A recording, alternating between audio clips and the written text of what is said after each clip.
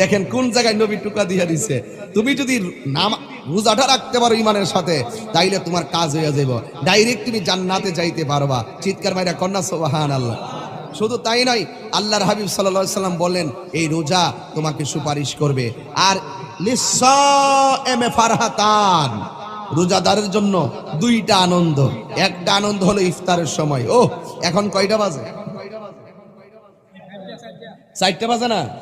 এখন গলার একটু শুকায় শুকায় ভাব রয়েছে না, পেটটা একটু খোদা। পানি টেনে আছে নি? আরে পানি দূরে রেখেন, আবার যদি বুলে মাইরা দিই সমস্যাও আছে।